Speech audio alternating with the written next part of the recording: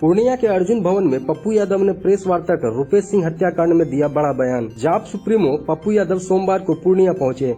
उन्होंने शहर के स्थानीय अर्जुन भवन में प्रेस वार्ता कर पत्रकारों को संबोधित करते हुए कहा कि पटना के Indigo station manager Rupesh Singh हत्याकांड के कई पहलू हो सकते हैं। उन्होंने कहा कि बिहार के एक जिलाधिकारी द्वारा कटिहार के 70 आपराधिक प्रवृत्ति के लोगों को लाइसेंस दिया गया। इसमें एक जिलाधिकारी और रुपेश सिंह में क्या संबंध है, उसकी जांच होनी चाहिए। साथ ही उन्होंने कहा कि लोक स्वास्थ्य अभियंत्रण विभाग के ठेकेदारी में दखलंदाजी के कारण कहीं रुपेश सिंह की हत्या तो नहीं हुई है, इसकी उच्च स्तरीय जांच होनी चाहिए। इस घटना में उन्होंने सीबीआई जांच की भी मांग की है। आईएएस अधिकारियों पर गंभीर आरोप लगाते हुए उन्होंने कहा कि रुपेश सिंह की हत्या की सबसे बड़ी वजह 400 आर्म्स लाइसेंस है। उन्होंने साफ साफ कहा कि जितने पूरे बिहार में आर्म्स लाइसेंस नहीं बना, उतना सिर्फ कटिहार जिले में बांटा गया। बताते चले कि इस बार उनके निशाने पर सत्ता पक्ष या विपक्ष नहीं, बल्कि स्वास्थ्य सचिव प्रत्यय अमृत और कटिहार डीएम कमल तनुज हैं। दरअसल एक महिला कर्मी के साथ उनकी तस्वीर पेश करते हुए पप्पू यादव ने सरकारी राजस्व से फॉरेन टूर करने और एक महिला कर्मी को फायदा पहुंचाने का गंभीर आरोप लगाया है। पहला सवाल है, क्या रुपेश हत्याकांड के बाद बिहार में कोई मर्डर नहीं हुआ? पहली बार 15 साल 16 साल के मुख्यमंत्री के दौरान नीतीश कुमार जी ने पहला रिलीज जारी किया। इसके पहले आज तक कोई रिलीज जारी नीतीश कुमार जी ने नहीं किया था। एक मुख्यमंत्री की ये लाचारी क्या थी कि प्रेस रिलीज जारी करना पड़ा उन्हें और डीजी से आग्रह करना पड़ा स्पीडी ट्रायल के लिए। क्या एक मुख्यमंत्री ऐसा कर सकते हैं? दूसरी बात, पहली बार सुशील मोदी किसी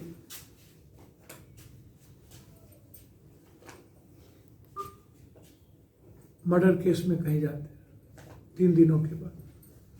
1 किलोमीटर के रेडियस पर जब हत्या होती है तो न सत्ता पक्ष निकलता है न विपक्ष निकलता है। 5 दिनों के बाद विपक्ष की नींद खुलती है। 2 दिनों के बाद सुशील मोदी पहली बार किसी मर्डर केस में जाता है। आखिर हाई प्रोफाइल केस में ही नेताओं की नींद क्यों टूटती है? 1,03,000 मर्डर हुए हैं 2019 में। आप अन्य स्टेट की तुलना आप कभी कभी करते हैं, आश्चर्य होता है इस सरकार के बारे में कि जब घरेलू बलात्कार को मुंह में दबा दिए जाते हैं, थाना पोस्टमार्टम नहीं होता है उसका, क्या कहते हैं, मेडिकल नहीं चेकअप होता है, तो मेडिकल चेकअप जिसका आप कराएंगे ही नहीं, उसको आप कहेंगे कि मेरे यहाँ क्राइमोग्राफी है। और उसके बावजूद 2019 की घटना आप देख लीजिए, 2020 का अभी आना बाकी है। कोई दिन नहीं है बिहार में जिस दिन इतनी बड़ी मर्डर नहीं होती हो। कितना, कम से कम 2 दर्जन से लेके 4 दर्जन के बीच में मर्डर है। आधा दर्जन से 1 दर्जन के बीच में जो हीनियस बलात्कार केस है।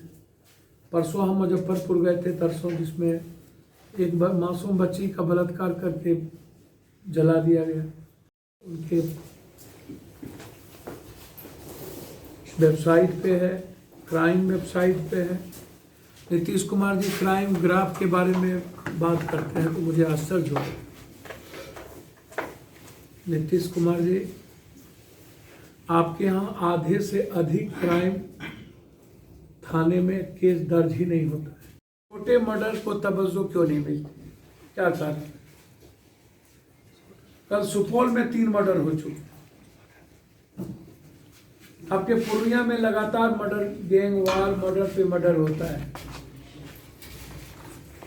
नमक महंगा हो गया, खून सस्ता हो गया। हीरा कतरी से भी ज्यादा मौत की स्थिति हो गई। हर बच्चा डरा हुआ रहता है कि मेरा पिता लौट के आएगा कि नहीं। हर पत्नी डरी हुई रहती है कि मेरा हस्बैंड लौट के आएगा कि नहीं। जरा आप हमको बताएं ना कि बिहार में कोई व्यवसायी से लेकर के एक भी सुनिश्चित नहीं है कि उसकी जिंदगी, उसकी व्यवसाय बचेगी। तो जो रुपेश की घटना है, मैं मान लेता हूं कि मुख्यमंत्री जी बहुत गंभीर हैं। पहली बार मुख्यमंत्री जी प्रेस से इतना क्लोज्ड हुए हैं, फ्रेंडली प्रेस हुए। पहली बार मुख्यमंत्री जी सेल्फी, पहली बार 15 सालों में सेल्फी भी ली, उनको सोशल मीडिया की याद आ गई। पहली बार मुख्यमंत्री जी प्रेस रिलीज भी किए। पहली बार Sushil Modi ji high profile murder case में भी गए। उसी छपरा में अनगिनत मर्डर हुआ, कहीं सत्ता पक्ष और विपक्ष को जाने का मौका नहीं मिला। पटना में गुलबी घाट में मर्डर हुआ इस्माइल की, उसमें नहीं गए। महुआ में मर्डर हुआ मनेंद्र झा की वकील की, उसमें नहीं गए। प्रभाकर झा का मर्डर हुआ, उसमें नहीं गए। भीम आर्मी के पूर्व अध्यक्ष को गोली मार दिया गया, छुरा मार दिया गया, उसमें नहीं गए। एक शाही टीचर, अब लगातार हत्या पर हत्या हो रही, आप कहीं नहीं गए। आखिर इसके पीछे कारण क्या है, मैं यहां आना चाहता हूं। और कौन, क्या रुपेश जी वहां थे? टेंडर कैंसिल करा करके पुनः एक बड़ी कंपनी को टेंडर दी गई, जिसमें सबसे बड़ा घोटाला। पीएचडी में कौन ऐसा आईएएस है जो पहले बिजली विभाग में था, अब वो पीएचडी में आया, जहां 20% लगभग वसूली किया जाता है उसमें। हेलमेट चेक में लगी रहती है, बैग चेक में लगी रहती है, उसमें कम दारू में सबसे ज्यादा, क्योंकि सबसे ज्यादा पैसा और टारगेट पूरा करने की जिम्मेदारी उनकी आती है।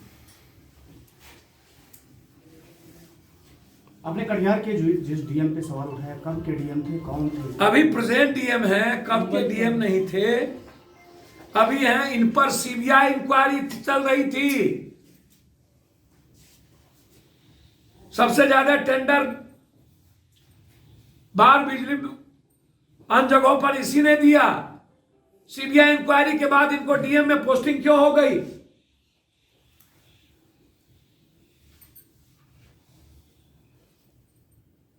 पटना में जिसपे सीबीआई इंक्वायरी चल रहा था, जो भगोड़ा था, वो सबसे ऊंचे पदों पर क्यों चला गया?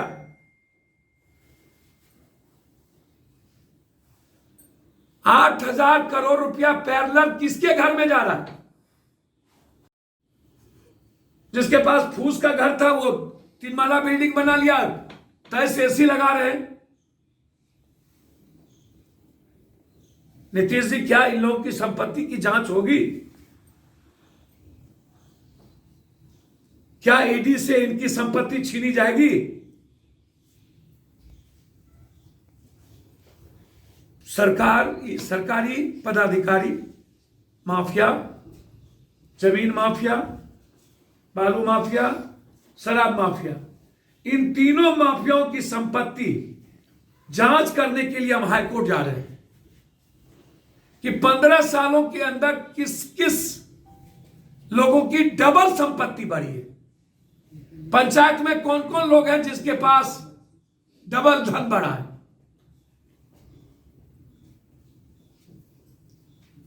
दो दिन और यदि रुपेश के मर्डर केस का खुलासा नहीं हुआ, जो उनके फोन में दफन है, लगभग अफसर और नेताओं से उनकी चैटिंग है। इसमें मार कौन खा रहा? बिहार की जनता। किसान को किसी की चिंता ही नहीं है, किसान पर कोई चर्चा ही नहीं करता बिहार में पप्पू यादव के अलावे। बस सत्ता पक्ष और विपक्ष एक दूसरों को गाली देने का काम, ट्वीट, घर में ट्वीट खेलेंगे, एक प्रेस रिलीज, एक ट्वीट। क्या नीतीश जी ये सुनिश्चित करेंगे कि अब कोई मर्डर नहीं होगी?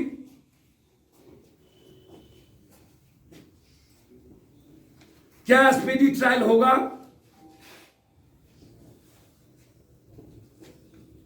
मैं अभी मध्यमपट्टी जा रहा हूं, एक दोनों तरफ से साधारण आदमी को, गरीब को मार दिया गया।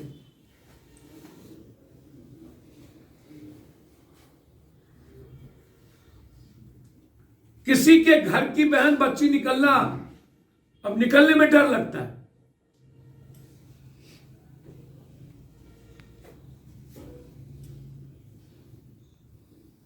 अब मेरा सीधा आरोप है, आप देखिए, कल मैंने एक फोटो रिलीज की थी, ये जिनकी कोई मतलब नहीं था, जिसको ये ले गए, अमृत प्रत्यय है ये फोटो मैंने कल रिलीज की थी और आज दूसरी फोटो रिलीज कर रहा हूं। ये देखिए सोमिया है, ये दूसरी फोटो है, कल मैंने इसको रिलीज नहीं किया था। ये सोमिया है, ये सोमिया लड़की जो आपको आश्चर्य होगा, क्या ये एक एमडी रैंक का अफसर, मैं जानना चाहता हूं, एमडी रैंक का अफसर क्या एक कर्मचारी, एक जूनियर इंजीनियर जो सस्पेंड हो गया, उसको प्रमोशन दे करके, जिसका कोई नॉर्म्स नहीं था, उसको विदेश ले जाना। दूसरी, ये देखिए, ये सोनिया के साथ ये रंग खेल रहे हैं, ये देखिए, ये होली खेल रहे हैं सोमिया के साथ, और ये सोमिया पांचों लड़की को यहां से विदेश ले जाती है।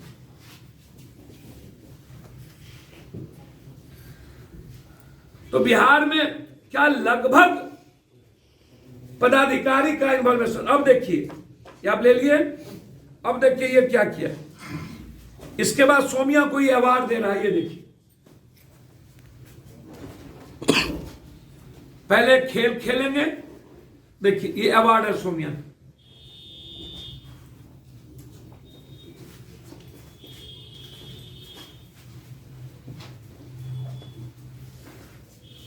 तो ये क्या, ये पदाधिकारी हैं, ये पदाधिकारी हैं, कोई क्रिमिनल से उनका संपर्क तो था नहीं। शूटर कहां का है, सीमांचल का, दरभंगा का या बेगूसराय का, जरा बताए। इसी 3 जगह के शूटर है, किसने हायर किया?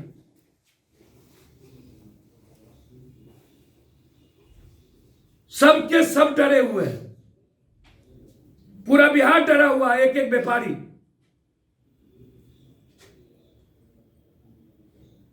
बलि का बकरा बना दिया गया नेताओं और बड़े अफसरों के द्वारा। आप अभी तक इंक्वायरी क्यों नहीं शुरू किए कटिहार डीएम पर?